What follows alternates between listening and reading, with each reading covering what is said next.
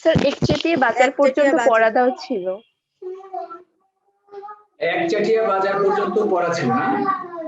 আচ্ছা, এখন আমরা কি বিভিন্ন বাজারগুলো কি পড়বো নাকি এগুলো তুমি বাসায় পড়বা, তোমরা আমি এসে যাব? কি করলে ভালো হয়? বিভিন্ন বাজারগুলো একটু পড়ি নাকি? গতকাল যেটা একটু আলাপ করছিলাম। স্যার বলো। ওই যে গতকালের ক্লাসের ভিডিওটা আজকে আমি একটু দেখতেছিলাম, একটা জিনিস বুঝি নাই। ওই যে কি? ওই যে এক পাশে অসংখ্য, তারপরে এক, ওই যে ওটা তো বাজারের এক কি প্রকারভেদ জানি। বলছিলাম। হ্যাঁ মানে ওইটা স্যার, ওইটা একটু ওইটা আবার দেখাইতেন স্যার চার্ট করে। আবার চার্ট করে দেখাবো। ওটা নিয়ে কথা বলবো, কিন্তু ওটা নিয়ে কথা বলা লাগে না, তুমি বই পড়লেই এটা পাইতে আসলে। ওই যে বাজারের বিভিন্ন ধরনের প্রকারভেদ। ঠিক আছে। আচ্ছা, তোমরা একটু বইটা আসো, আমরা একটু নিয়ে আলোচনা করি। বই মনে হয় সম্ভবত 173 পাতা, আমি আন্দাজে বলতেছি, তারপর একটু দেখে নেই।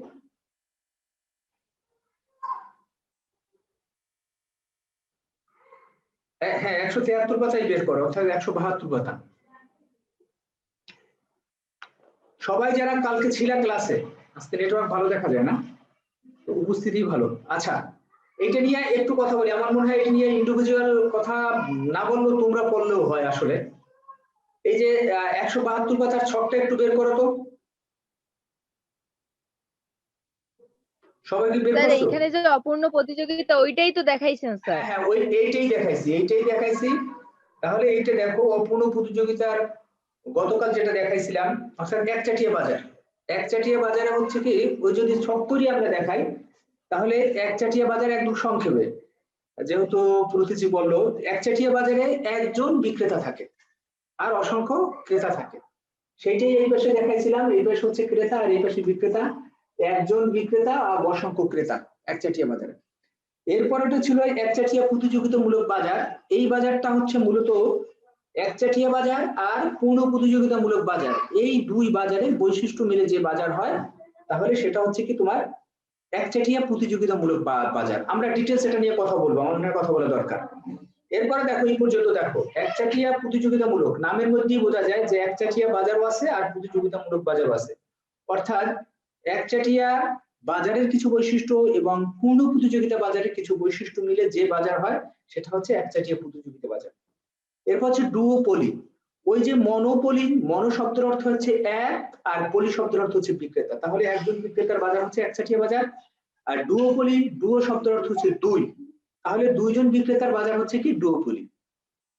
এটা শুধু বাজারের সংজ্ঞা দিয়ে আমি বলতেছি, অর্থাৎ সংখ্যা, মানে সরি সংখ্যা, কিসের সংখ্যা? ক্রেতা বিক্রেতার সংখ্যা দিয়ে বলতেছি। অন্যান্য বৈশিষ্ট্যগুলো আছে, সেগুলো আমরা পরে আলাপ করব। আচ্ছা, অলিগোপলি, অলিগো কথাটার অর্থ হচ্ছে কতিপয়, আর পলি হচ্ছে বিক্রেতা।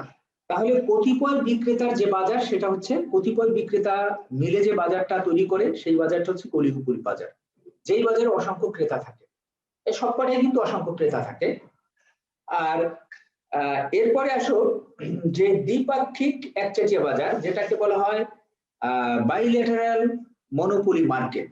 দ্বিপাক্ষিক এই কথাটার মানে হচ্ছে দুইটা পক্ষ থাকে এবং একটা একটা করে, অর্থাৎ একজন বিক্রেতা একজন ক্রেতা, একজন বিক্রেতা এবং একজন ক্রেতা মিলে যে বাজারটা হবে, সেই বাজারটা হবে দ্বিপাক্ষিক একচেটিয়া বাজার। এটাকে আমরা গতকাল এখানে এক বসাই দেখাইছি। এরপর হচ্ছে দেখো, মনোপলি। ওই যে মনোপলি থেকে আসছে, মনো শব্দের অর্থ এক আর পলি শব্দের অর্থ হচ্ছে বিক্রেতা, আর এখানে সনি শব্দের অর্থ হচ্ছে কি তোমার ক্রেতা। তাহলে একজন ক্রেতার যে বাজার, এটা হচ্ছে মনোপলি। একজন ক্রেতার যে বাজার, এটা হচ্ছে মনোপলি। অর্থাৎ একজন ক্রেতা থাকবে আর অসংখ্য বিক্রেতা থাকবে, যেটা গতকাল আমরা বলেছিলাম যে উদাহরণ হিসাবে, যেমন একটা যদি কোথাও যদি একটা পাট কল থাকে, তাহলে ওই পাট কল শুধু পাটের ক্রেতা আর বিক্রেতা হচ্ছে সকল পাট চাষী। তাহলে অসংখ্য বিক্রেতা কিন্তু একজন ক্রেতা, সেই বাজারটা হচ্ছে কি তোমার মনোপলি বা একচাটিয়া ক্রেতা বাজার।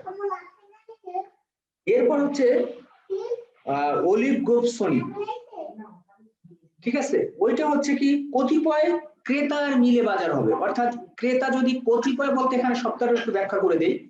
কতিপয় বলতে এখানে সাধারণত বলা হয় থাকে দুইয়ের অধিক আর 10-এর কম, মুষ্টিমেয়, খুব বেশি না কিন্তু দুইয়ের অধিক, দুইয়ের অধিক কিন্তু 10-এর কম, এটা হচ্ছে। আর ডুওপলি, এটাও নরমালি বোঝা যায় দুজন বিক্রেতার যে বাজার, সরি দুজন ক্রেতার যে বাজার। যদি মনে করো কোনো এলাকায় দুটো পাটকল আছে, তাহলে দুটো পাটকল অর্থাৎ দুইটা প্রতিষ্ঠান ক্রেতা আর বিক্রেতা হচ্ছে সকল পাট চাষী। আর কার্যকর প্রতিযোগিতামূলক বাজার হচ্ছে এটাকে বলা হয় মূলত বৈষম্যমূলক বাজার বলা যায়, কার্যকরী প্রতিযোগিতামূলক বাজার। এই বাজারগুলো নিয়ে আমরা তাহলে এখনই একটু আলোচনা করি নাকি? এর আগে আমাকে একটু বলো যে তোমাদের পূর্ণ প্রতিযোগিতা আর একচাটিয়ার মধ্যে আমি বাসায় যে পড়া দিছিলাম সেখান থেকে আমি যদি তোমাদেরকে ধরি, অর্থাৎ আমি যদি কিছু পড়া জিজ্ঞেস করি, তোমরা এটা পারবা কিনা?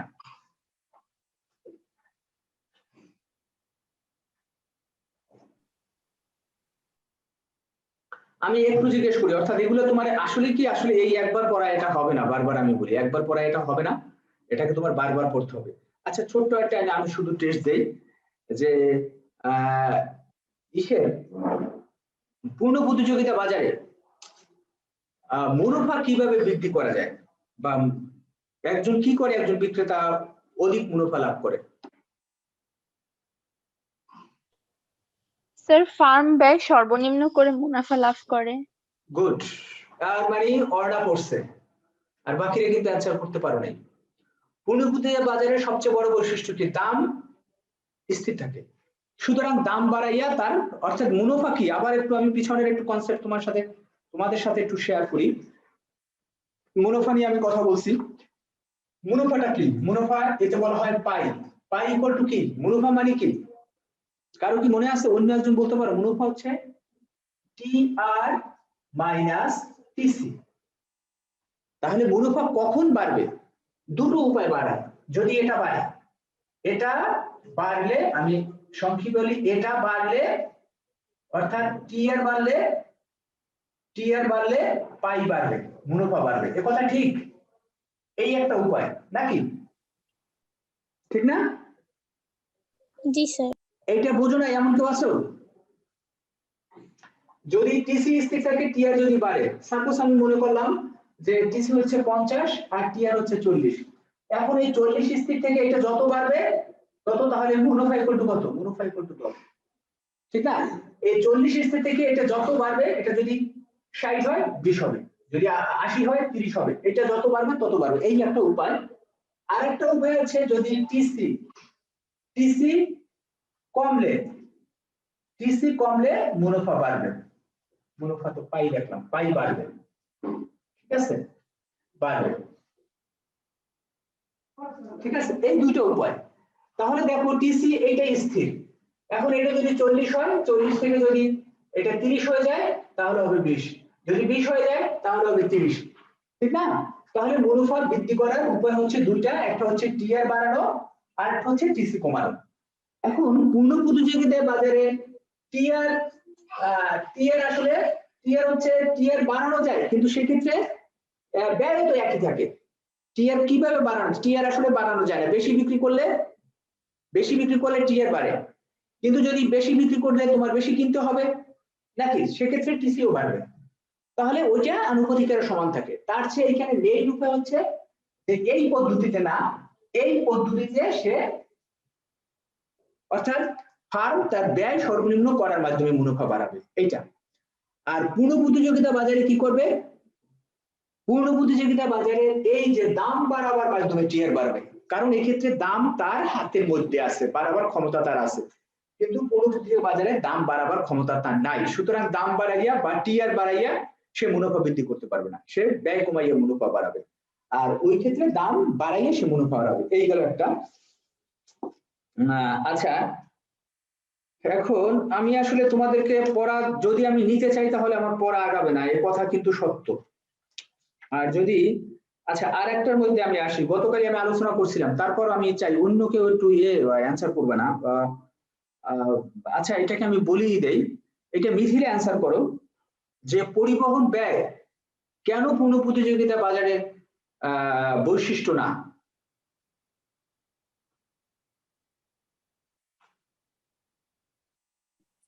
মানে পূর্ণ প্রতিযোগিতামূলক, এটা তো মানে একটা নির্দিষ্ট স্থান, আর সমজাতীয় দ্রব্য, এখানে তো পরিবহন ব্যয় থাকবে না। কেন থাকবে না পরিবহন ব্যয়? বা এটাই প্রশ্ন আছে, পূর্ণ প্রতিযোগিতামূলক বাজারে পরিবহন ব্যয় থাকে না কেন, ব্যাখ্যা করো।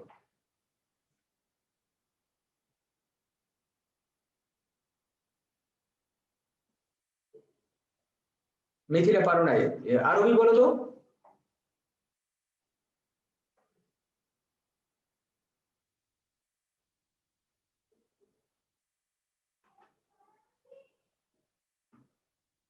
আরবি কি শুনতেছো? স্যার আমি স্যার ওরকম ভাবে আমি বলতে পারবো না। স্যার মানে পূর্ণ প্রতিযোগিতামূলক বাজারে তো মানে যদি পরিবহন ব্যয় থাকে তাহলে দামের ক্ষেত্রে তো ভিন্নতা দেখা যাবে।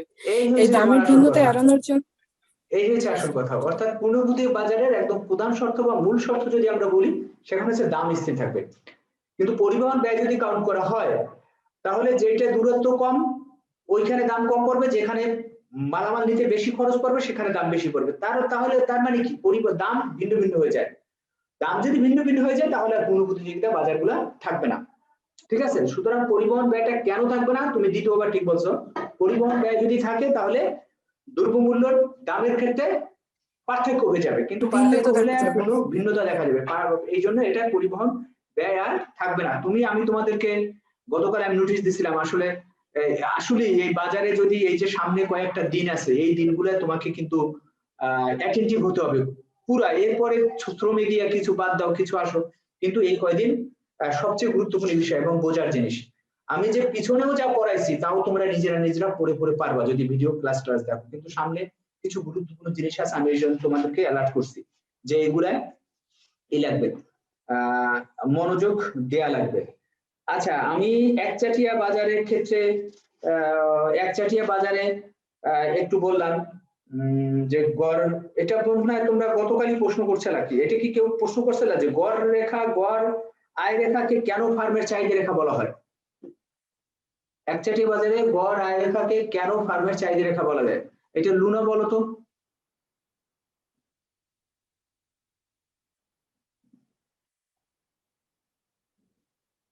স্যার আমি তো এখনো বাসায় যাই নাই, তার ভালোভাবে পড়া হয় নাই, বইটা আমার কাছে নাই, আমি বোনের বাসায়। হে কই গলা চিপে? জি স্যার। তো এক দেশে এক কিসে? বাড়ি না স্যার, বই বাই মানে বই বাড়ি। ওই বাড়ি। আচ্ছা, তাহলে দেখো তোমরা কিন্তু এই পিছনে গ্যাপ পূরণ না করতে পারলে সামনে ই করতে পারবে না। আমি এটা বলে দেই কেন গড় আয় রেখাকে ফার্মের আয় রেখা বলা হয়, মানে চাহিদা রেখা বলা হয়। চাহিদা কি প্রকাশ করে বলো? চাহিদা হচ্ছে দাম এবং চাহিদার মধ্যে একটা সম্পর্ক প্রকাশ করে, বা দাম একটা পরিমাণের মধ্যে একটা সম্পর্ক প্রকাশ করে। আর গড় আয় যদি আমি প্রকাশ করি তাহলে এই ক্ষেত্রে থাকে মোট উৎপাদনের পরিমাণ, আর এই ক্ষেত্রে থাকে দাম, সেও দাম আর পরিমাণের মধ্যে সম্পর্ক প্রকাশ করে। এবং আরো একটা জিনিস হচ্ছে, ওই যে আমরা চাহিদার ক্ষেত্রে কি দেখছি, দাম কমলে চাহিদা বাড়ে নাকি, আর দাম বাড়লে চাহিদা কমে। এইখানেও একচাটিয়া বাজারে বিক্রেতার দাম কমাবার মাধ্যমে চাহিদা বৃদ্ধি করে, আবার দাম বাড়িয়ে সে চাহিদা হ্রাস করে। অর্থাৎ এটাও ক্ষেত্রে বিপরীত সম্পর্ক দেখা যায়। এই কারণে এটাকে কিন্তু তোমার এই বাজারের গড় আয় রেখাকে ফার্মের চাহিদা রেখা বলা যায়। বইটা কিন্তু এই বইয়ে কিন্তু এগুলো ব্যাখ্যা আছে।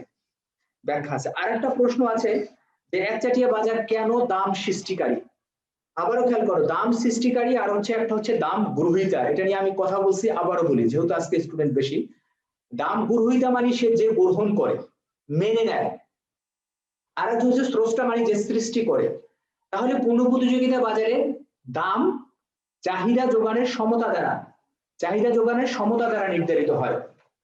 এই যে চাহিদা যোগানের সমতা দ্বারা এই দামটা নির্ধারিত হয়। এই দাম কিভাবে নির্ধারিত হয়? এটা চাহিদা যোগানের সমতা দ্বারা নির্ধারিত হয়। এই দাম অসংখ্য ফার্ম থাকে, অসংখ্য ক্রেতা থাকে, অসংখ্য বিক্রেতা থাকে। তো কোন বিক্রেতার পক্ষে একার পক্ষে চাহিদা কোন ক্রেতার একার পক্ষে ক্রেতার তোমার কি করে যে ক্রেতা চাহিদাকে ডিল করে, কোন ক্রেতার পক্ষে একার পক্ষে চাহিদাকে বাড়ানো কমানো সম্ভব না। আর বিক্রেতা কি করে? সে যোগান নির্ধারণ করে।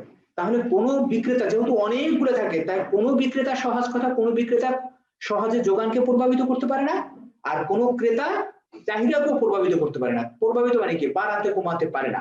যেহেতু সে বাড়াতে কমাতে পারে না, সুতরাং এক্ষেত্রে দামের উপরে সে কোনো প্রভাব বিস্তার করতে পারে না। দাম যা নির্ধারিত হয় ওই দাম ক্রেতাকেও মেনে নিতে হয়, অর্থাৎ ওর চেয়ে কম দামে সে কিনতে পারে না, আর বিক্রেতাকেও মেনে নিতে হয়, মানে বিক্রেতা ওর চেয়ে বেশি দামে বিক্রি করতে পারে না।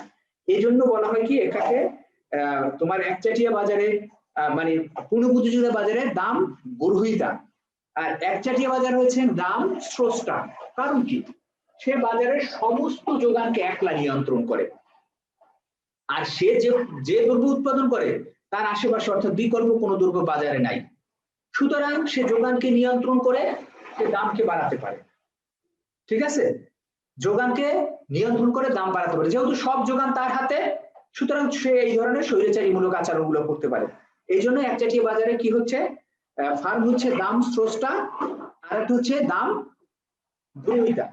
এখানে একটা কথা শুধু মনে রাখবা, খুব গুরুত্বপূর্ণ কথা এটা মনে রাখবা, যে একচাটিয়া বাজারে দাম স্রষ্টা হইলেও সে ইচ্ছা মতো দামকে বাড়াতে পারে না, সে ইচ্ছা মতো দামকে বাড়াতে পারবে না। কেন পারবে না? সে দাম কমাবার মাধ্যমে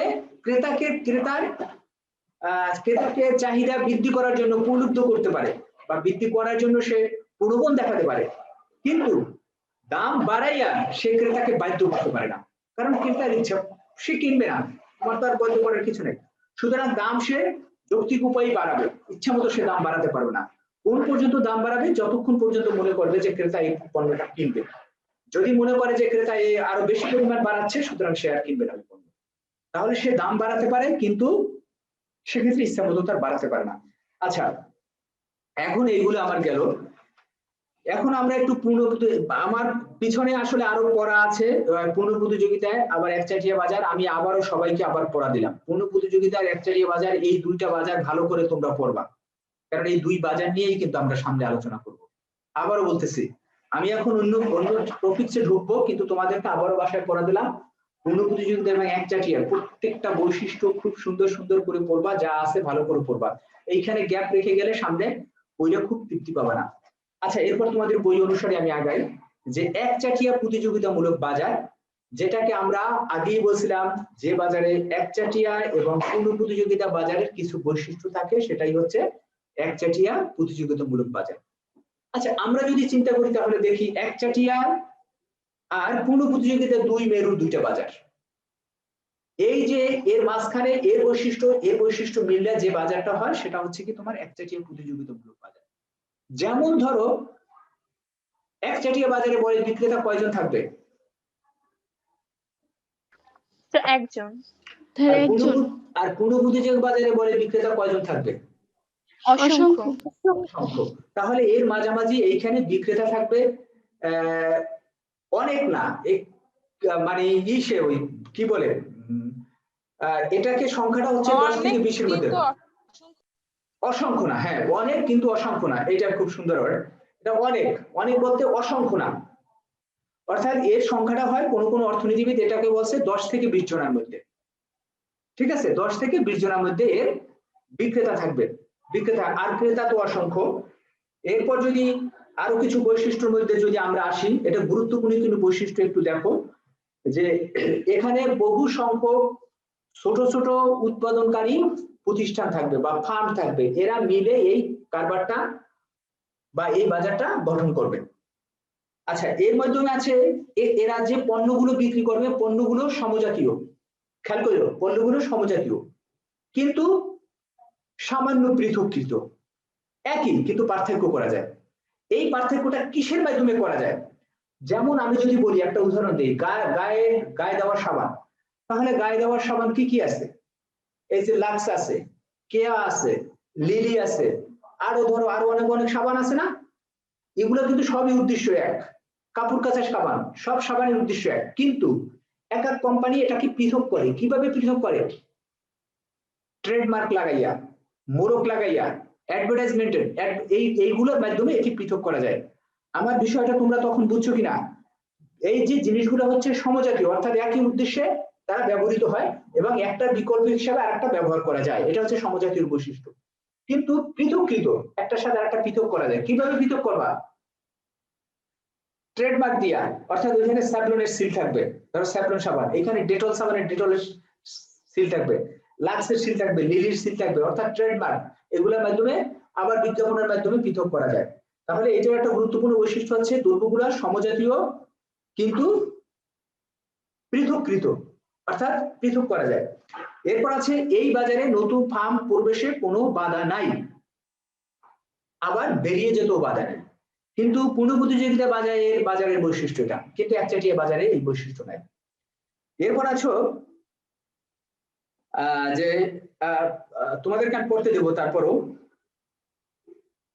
এরপর আসো যে এই ক্ষেত্রে ওই যে একচাটিয়া বাজারের একটা বৈশিষ্ট্য এখানে আসে। একচাটিয়া বাজারের বৈশিষ্ট্য কি ছিল? যে বিক্রেতা দাম কমিয়ে বিক্রি বাড়াতে পারে। কি এটা পারতো না? খেয়াল আছে? জি স্যার।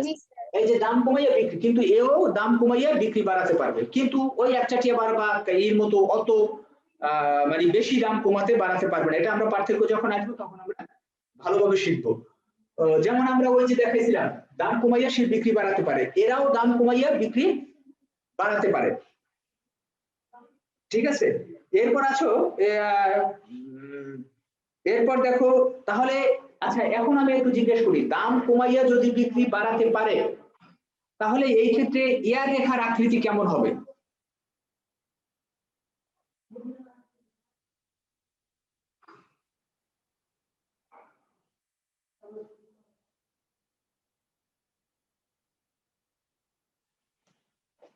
দাম কমিয়ে যদি বিক্রির পরিমাণ বাড়ানো যায় সেক্ষেত্রে ইয়ার রেখার আকৃতি কেমন হবে? স্যার নিম্নগামী। গুড, নিম্নগামী হবে। এখানে একটু পার্থক্যটা দেখো, কিন্তু এটা নিম্নগামী হবে। ধরো সাপোজ আমরা মনে করি একচাটিয়া বাজারের ক্ষেত্রে একটা দ্রব্যের কিউ 1 2 3 4টা নিলাম, দ্রব্যের পরে দাম হচ্ছে কি, ধরো এটার জন্য 100, এটার জন্য হচ্ছে 90, এটার জন্য হচ্ছে 80, এটার জন্য হচ্ছে 60। তাহলে এক্ষেত্রে টিআর কত? টিআর হচ্ছে 1000। এক্ষেত্রে কত বলো? আচ্ছা 1000 আমার টিআর বের করার উপর দরকার তো নেই। 100। তো 100, হ্যাঁ আমি টিআর আমি বের করলাম না, আমি নরমালি বললাম। কিন্তু এই যে পূর্ণ প্রতিযোগিতা মানে একচাটিয়া বাজারে সে যে পরিমাণ দাম বাড়াতে কমাতে পারে, আসলে এইটার মধ্যে অত পরিমাণে দাম বাড়াতে কমাতে পারে না, এইটা সামান্য পরিমাণ, অর্থাৎ তার চেয়ে কম। এই ক্ষেত্রে ধরো এইরকম পারে পি কত 100, এটা ধরো তোমার 98, এটা ধরো 96, এটা ধরো 94, এই সামান্য পরিমাণে কমাতে বাড়াতে পারে। খেয়াল করো তাহলে এই রেখাটা বেশি খাড়া হবে না এই রেখাটা বেশি খাড়া হবে?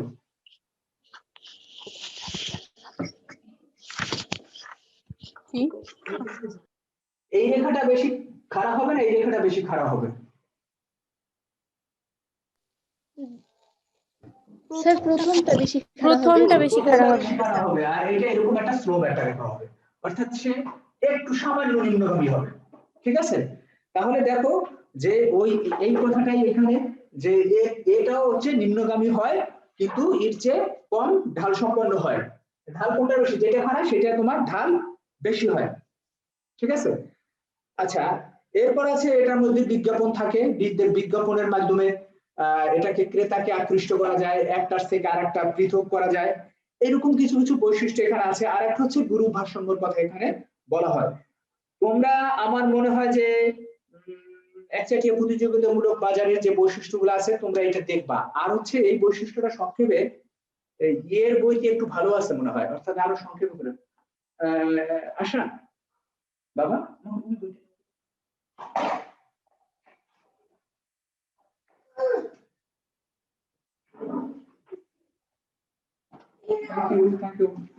আচ্ছা তাহলে এটা রণজিতের বইতেও কিন্তু আছে, এটা ভালোভাবে বৈশিষ্ট্যগুলো আছে, তোমরা ওই বইটাও দেখে নিও।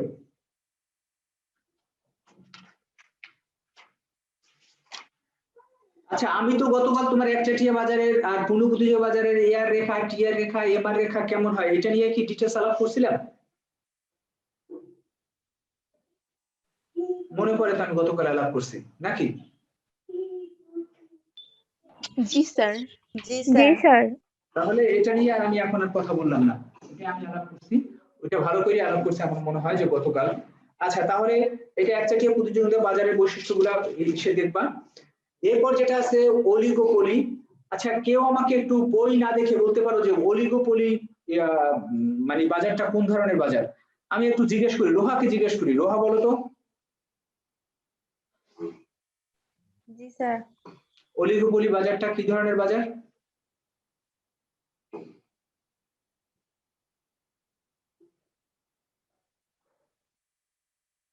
বই দেখবে না, এইমাত্র আমি বলছি অলিগোপলি।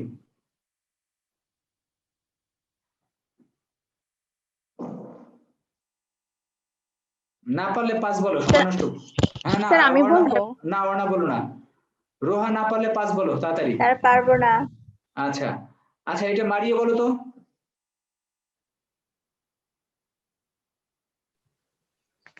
যে বাজারে মুষ্টিমেয় কয়েকজন বিক্রেতা সমজাতীয় দ্রব্য পৃথকভাবে বিক্রয় করে তাকে অলিগোপলি বা মুষ্টিমেয় এই তো বিক্রেতার বাজার ঠিক বলে। আছে, মুষ্টিমেয় বিক্রেতার বাজার বলে। সবাই খেয়াল করো, অলিগোপলি আমি সংক্ষেপে চাইছিলাম, এত ডিটেইলসও চাই নাই, সংক্ষেপে চাইছিলাম যে আমি বলছিলাম যে অলিগোপলি হচ্ছে, অলিগো স্যার শব্দ দুইয়ের অর্থ অধিক হচ্ছে বিক্রেতা। হ্যাঁ দুইয়ের অধিক বিক্রেতা কিন্তু অনেক না। যে বাজারে মুষ্টিমেয় অর্থাৎ দুইয়ের অধিক বিক্রেতা আর কিন্তু অনেক না, অর্থাৎ এ থেকে 2 থেকে 10 এর মধ্যে বিক্রেতা থাকে, ওই বিক্রেতার বাজারটাকে বলা হয় অলিগোপলি বাজার।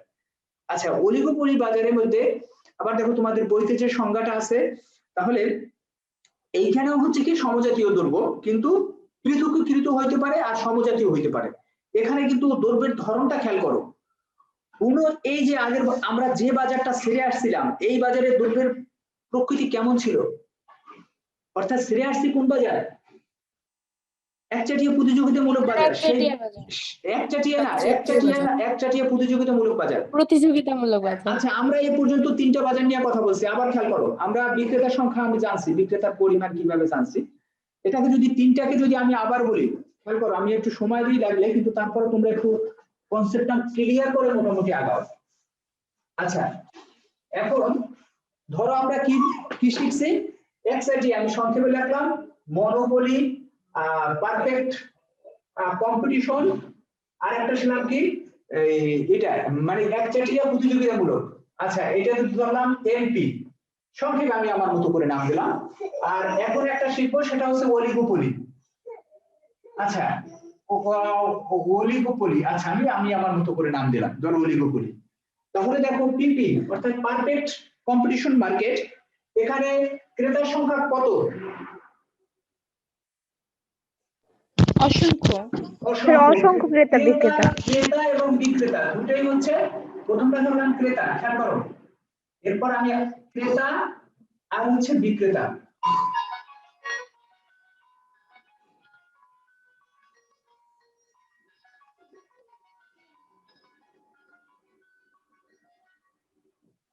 আচ্ছা, ক্রেতা এবং বিক্রেতা, এখানে ক্রেতা কত? এটা হচ্ছে অসংখ্য।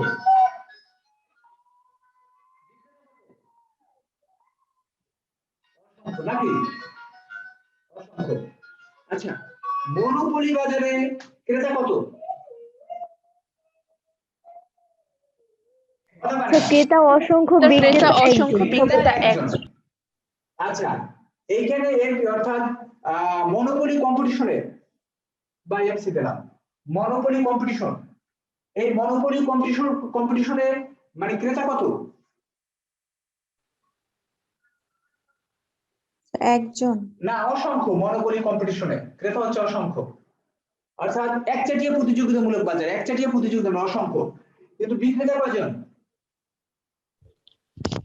বিক্রেতা অনেক কিন্তু অসংখ্য নয়। মুষ্টিমেয়, যেটাকে বলা হয় মুষ্টিমেয়। মুষ্টিমেয় অনেক কিন্তু অসংখ্য নয়, বা কতিপয় বলা যায় মুষ্টিমেয়। আচ্ছা, এখন আমরা যেটা শিখবো, আচ্ছা এখানে আমি দ্রব্যের ধরন বলি। দ্রব্য এইখানে কোন ধরনের দ্রব্য পারফেক্ট কম্পিটিশনে? স্যার সমজাতীয় দ্রব্য। সমজাতীয়। সমজাতীয়, সমজাতীয় দ্রব্য। আর এইখানে কোন ধরনের দ্রব্য?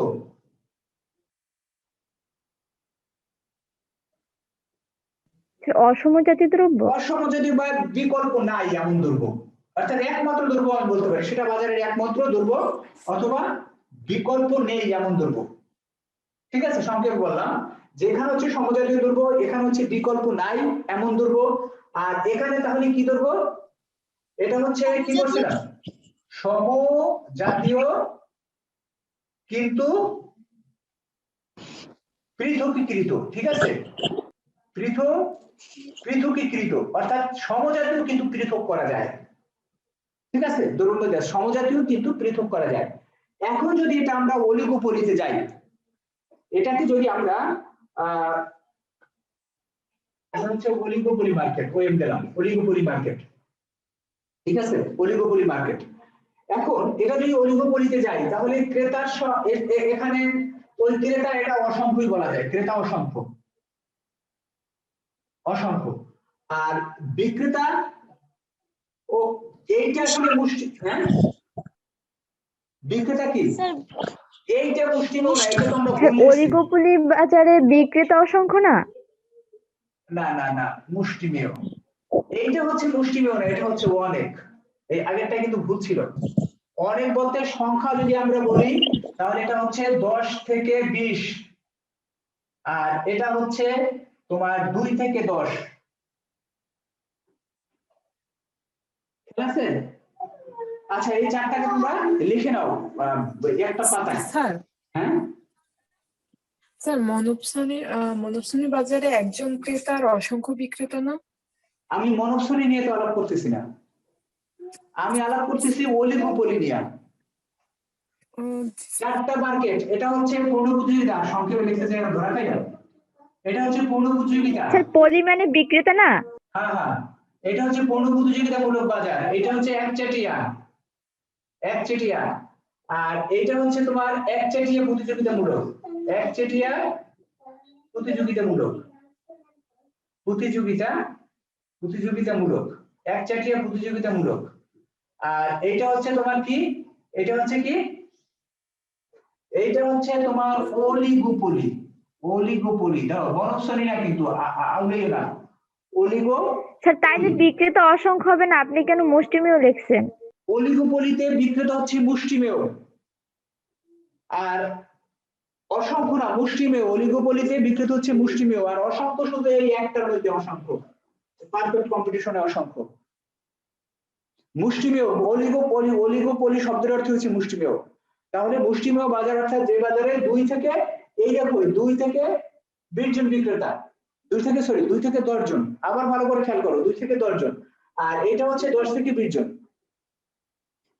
কিন্তু এইখানে দৈর্ঘ্যটা কিরকম, এইখানে দৈর্ঘ্যটা হচ্ছে সমজাতীয় হতে পারে, আবার পৃথকীকৃত হতে পারে, পৃথকীকৃত হতে পারে, দুইটাই পণ্য এখানে হতে পারে, সমজাতীয় হতে পারে, পৃথকীকৃত হতে পারে। আপাতত আমার মনে হয় এই চারটা বাজারের মধ্যে আমরা একটু ঘুরপাক খাই।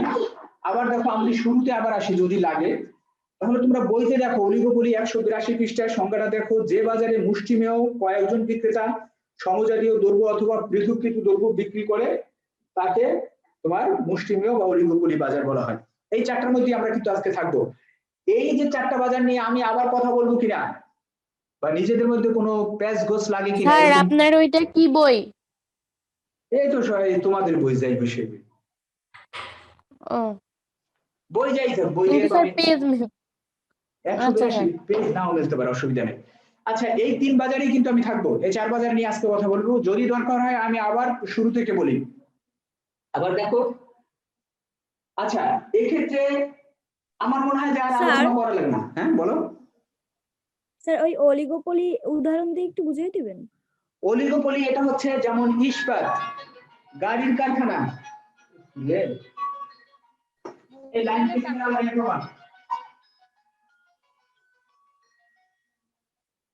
লাইন কেটে গেলে হ্যাঁ বলাস, হ্যাঁ একটু ব্যস্ত আছিস তো, মুর্শিদা যাওয়া হবে না, আমার ওই শনিবার মাস্টার্সের ডিউটি আছে।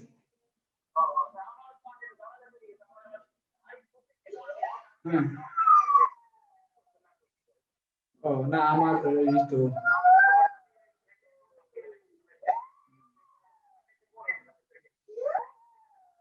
না আমি যাবো না, আমার পরীক্ষা আছে। আমার এই ফিলিংস এই মতো ফোন দিয়েছিল, ফোন ধরি না, এই কথা সময় লাগবে তো এই জন্য আমি পরে ব্যাক করবো। আমি জানি না দোস্ত, আমার সাথে কেউ সাথে কথা হয় না। আচ্ছা ভালো থাকেন, ওকে। আচ্ছা তাহলে আবার দেখো এই তিনটা বাজারের এই চারটা বাজারই কিন্তু আমরা আপাতত থাকবো আজকে। আবার বললাম এই লিঙ্কই হয়ে গেলে আবার তুমি অ্যাড হবা। তো এই যে এটার মধ্যে তোমাদের যদি কনফিউশন বাজে, কনফিউশন হচ্ছে ক্রেতার সংখ্যা, এই যে পারফেক্ট কম্পিটিশন একচেটিয়া প্রতিযোগিতামূলক বাজারে ক্রেতার সংখ্যা অনেক কিন্তু অসংখ্য না, আর এটা হচ্ছে মুষ্টিমেয় কিন্তু অনেক না, যদি সংক্ষেপে বুঝাইতে চাও। এটা হচ্ছে ক্ষুদ্র ক্ষুদ্র অনেকগুলো ফার্ম, যে 10টা থেকে 20টা ফার্ম ছোট ছোট মিলে, যে এটা নিয়ে আমরা এইমাত্র কথা বলছি। যেমন এটা যদি উদাহরণ বলি তাহলে এটা হচ্ছে সাবান, বিভিন্ন ধরনের টুথপেস্ট এইগুলা। আর এটা হচ্ছে তার চেয়ে আর একটু ভারী শিল্পগুলা, যেমন তোমার গাড়ি তৈরি কারখানা, তারপর ইস্পাত তৈরি কারখানা, ঢেউটিন, এইগুলা।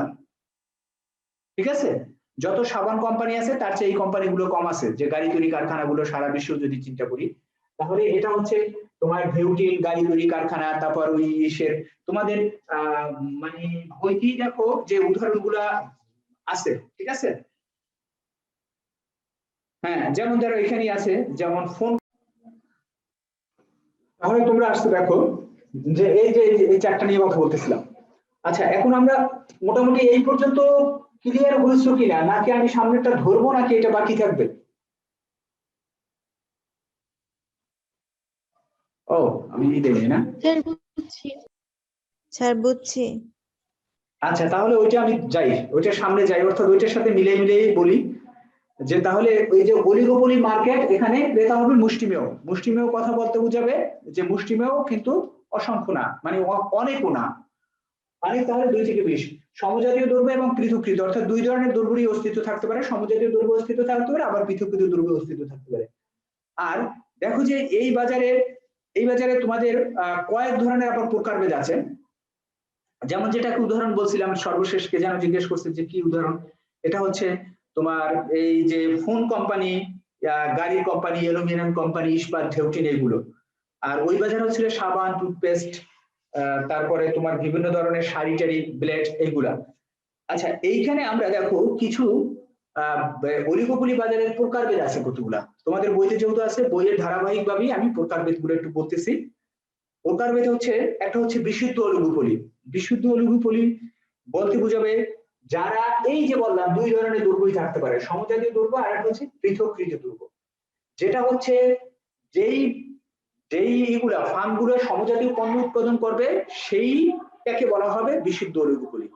অর্থাৎ দ্রব্যের উপর ভিত্তি করে এই ভাগটা করা হয়, যে স্বল্প সংখ্যক ফার্ম যদি বা স্বল্প সংখ্যক বিক্রেতা যদি সমজাতীয় পণ্য উৎপাদন করে, তাহলে যদি অলিগোপলি বাজার সৃষ্টি হয়, তাহলে সেটা হবে কি বিশুদ্ধ অলিগোপলি। খেয়াল করি, বিশুদ্ধ। আর যদি পৃথকীকৃত, অর্থাৎ এই পৃথকীকৃত দ্রব্য যদি উৎপাদন করে, তাহলে সেটা হচ্ছে পৃথকীকৃত অলিগোপলি। তাহলে দুই ভাগে ভাগ করা যায়, বিশুদ্ধ অলিগোপলি, আর একটা হচ্ছে কি তোমার পৃথকীকৃত অলিগোপলি। এরপর দেখো আরো একটা ভাগ আছে, সেটা হচ্ছে খোলা এবং বদ্ধ অলিগোপলি। খোলা বলতে বোঝায় যে অলিগোপলি বাজারে কোনো বিক্রেতা ইচ্ছা করলে নতুন করে ঢুকতে পারবে, আবার কেউ ইচ্ছা করলে বেরিয়েও যেতে পারবে। অর্থাৎ প্রবেশ এবং প্রস্থানে যেই অলিগোপলি বাজারে কোনো বাধা নিষেধ থাকবে না, তাহলে সেটা হবে কি খোলা অলিগোপলি।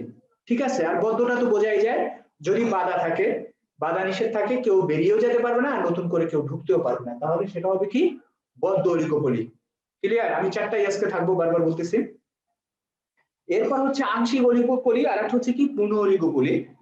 সেটা হচ্ছে যদি তোমার আংশিক অলিগোপলি হচ্ছে, আচ্ছা পূর্ণ অলিগোপলি যদি আংশিক অলিগোপলি হচ্ছে, অলিগোপলি বাজারকে অনেক সময় কিন্তু কারসাজিমূলক বাজার বলা হয়, সেটা হচ্ছে বা সমঝোতার বাজার বলা হয়।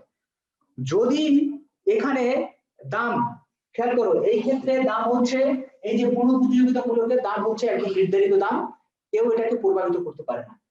একচাটিয়া বাজারে দাম হচ্ছে কেউ মানে নির্ধারণ করে দেয়, একজন ব্যক্তি নির্ধারণ করে দেয়। আর অলিগোপলি বাজারে দাম কিন্তু দুই উপায়ে প্রভাবিত হতে পারে। আচ্ছা, এইটার ক্ষেত্রে, এই যে হচ্ছে মানে মনোপলি কম্পিটিশনের ক্ষেত্রে, এক্ষেত্রে তোমার দাম বাড়ানো কমানো যায়, অর্থাৎ মনোপলির কিছু বৈশিষ্ট্য এটার মধ্যে আছে। কিভাবে বাড়ানো কমানো যায়? অর্থাৎ কেউ যদি ইচ্ছা করে, তাহলে নিজের পণ্যের দাম কমাইয়া সে ক্রেতাকে আকৃষ্ট করতে পারে, কিন্তু বেশি না, সামান্য পরিমাণে। আর এই বাজারে দুই ধরনের দাম দেখা যায়। একটা হচ্ছে কি এই যদি দাম, অর্থাৎ এক্ষেত্রে কোনো ফার্ম যদি সর্বনিম্ন ব্যয়ে উৎপাদন কার্য সম্পাদন করতে পারে তাহলে সেই ফার্মটা হয় আদর্শ ফার্ম বা অনুকরণীয় ফার্ম। ওই ফার্ম যে দাম নির্ধারণ করে ওই অন্যান্য ফার্ম যদি সেইটাকে মেনে নেয় তাহলে সেটা হচ্ছে আংশিক অলিগোপলি। আবারও খেয়াল করো কথাটা ভালোভাবে, যদি এখানে যতগুলা ফার্ম আছে সেই ফার্মের মধ্যে যেই ফার্মটা সর্বনিম্ন ব্যয় উৎপাদন করবে এবং সেই মূল্য নির্ধারণ করবে, কারণ সে কম মূল্য নির্ধারণ করতে পারবে, আর অন্যরা সেই দামটা মেনে নেবে অর্থাৎ ওকে অনুসরণ করবে, তাহলে সেইটা হবে কি তোমার আংশিক অলিগোপলি। সরাসরি বইতে যেটা লেখা আছে দেখো, যে অলিগোপলি বাজারে একটি মাত্র বা অতি অল্প মাত্রায় বৃহৎ ফার্ম থাকে, যে ফার্ম গুলো দাম নেতৃত্ব দিয়ে থাকে অর্থাৎ দাম যে নির্ধারণ করে এবং অন্যান্য ক্ষুদ্র ফার্ম যে দামকে মেনে নেয়, ও যে কি লেখা আছে করে নিও। আবার দেখো অনেকগুলো ফার্ম থাকে, তাদের মধ্যে একটা ফার্ম নেতৃত্ব দেয় অর্থাৎ সে কম দামে পণ্য উৎপাদন করতে পারে, সে কম দাম নির্ধারণ করতে পারে, অন্যান্য ফার্ম গুলো মেনে নেয়। তাহলে এই পদ্ধতিতে যদি দাম নির্ধারণ হয় সেটাকে বলা হয় আংশিক অলিগোপলি। আর যদি কোনো কিছুই যদি দাম নির্ধারণ না করে অর্থাৎ চাহিদা যোগানের সমতা দ্বারা যদি দাম নির্ধারিত হয় পারফেক্ট কম্পিটিশনের মতো, সেটাকে বলা হয় পূর্ণ অলিগোপলি। এইটা নিয়ে তোমাদের কেমন জানি কোনো দ্বিধাদ্বন্দ্ব আছে কিনা? এই যে লাস্ট আমি পূর্ণ অলিগোপলি এবং আংশিক অলিগোপলি যে বলছি। স্যার পূর্ণ অলিগোপলিতে একটু প্রবলেম আছে, বুঝি না ঠিক পূর্ণ মতো। অলিগোপলি হচ্ছে ওই যে অলিগোপলি 10টা ফার্ম বা 7-8টা ফার্ম মিলে যে পণ্য উৎপাদন করবে সেই পণ্যের চাহিদা এবং যোগান দিয়ে যে দাম নির্ধারিত হবে, অর্থাৎ সেক্ষেত্রে কোনো ফার্ম হস্তক্ষেপ করবে না বা কোনো ফার্ম দাম নির্ধারণ করে দেবে না, সেটা হবে পূর্ণ অলিগোপলি।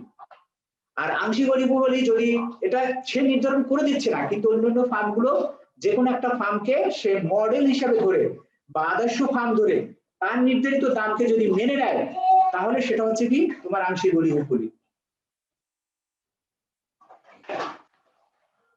কিছুটা ক্লিয়ার হয়েছে? জি স্যার, এবার বুঝেছি। আচ্ছা, যদি কারো যদি সমস্যা থাকে আমি তোমাদেরকে এটা করতে দিচ্ছি এখন।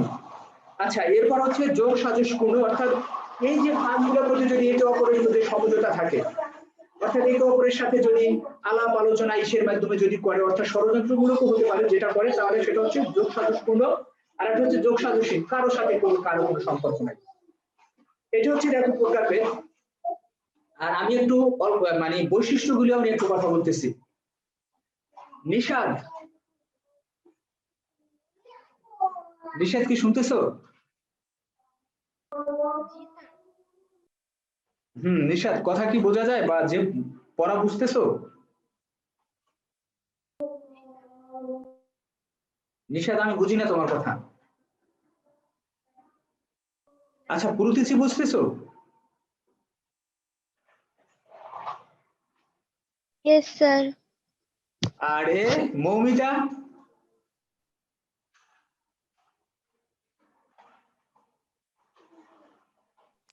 জি স্যার, বুঝছি মোটামুটি। আজকে একটু নেট, আমার ওয়াইফাই একটু প্রবলেম ছিল তো স্যার, অনেকবার ঢুকতে পারি নাই। আচ্ছা, বই পড়বা। আমি যা পড়াচ্ছি আজকে একদম বই থেকেই পড়াচ্ছি, সহজ কথা।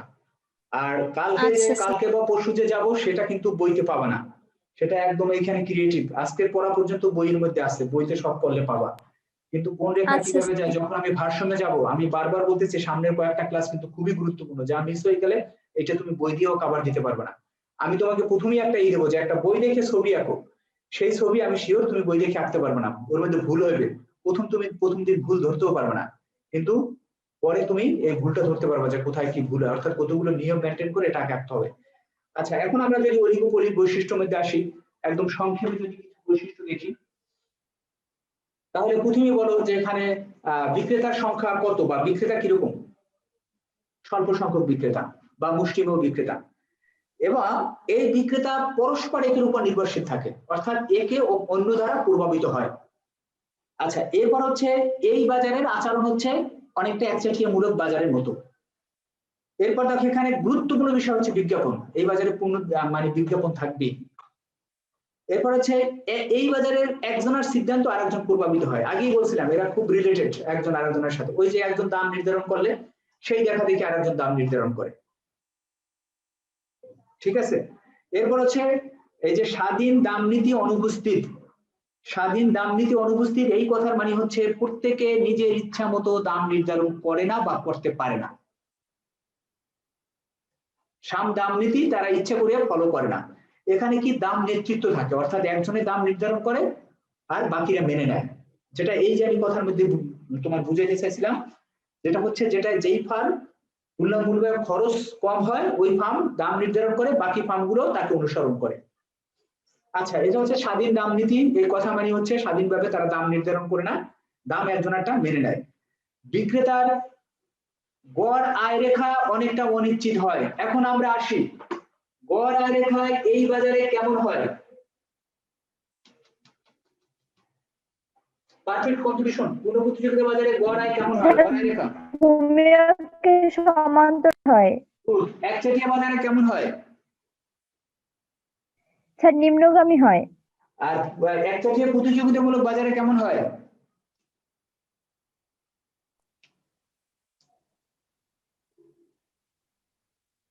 নিম্নগামী হয়। এটাও নিম্নগামী হয়, কিন্তু এটার চেয়ে বেশি কম ঢাল সম্পন্ন হয়। এটা বেশি খারাপ হয়, এটা কম খারাপ হয়। আর অলিগোপলিতে আসলে অনির্ধারিত। এটাকে তোমরা যখন অনার্সে পড়ো, যদি কেউ পড়ো, এটাকে অনেক সময় বলা হয় কিং আকৃতি হয়। কতক্ষণই হইলো তারপর আবার আরেক দিকে গেল, কিং রেখাও বলা হয়, যেটা তোমাদের বইতে উল্লেখ নাই। এটা তুমি বইতে উল্লেখ আছে অনির্ধারিত, সেটাই রাখো যে কেমন হয়। এটা অনির্ধারিত মানে এক এক সময় এক একটা হতে পারে, এরকম আছে তোমাদের বই কথাটাই আমি শুধু হুবহু বললাম যে বিক্রেতার গড় আয় রেখা বা চাহিদা রেখা অনিশ্চিত প্রকৃতির হয়। আসলে এটা কিং আকৃতির হয়, সেটা আমরা অনার্সে পাবো।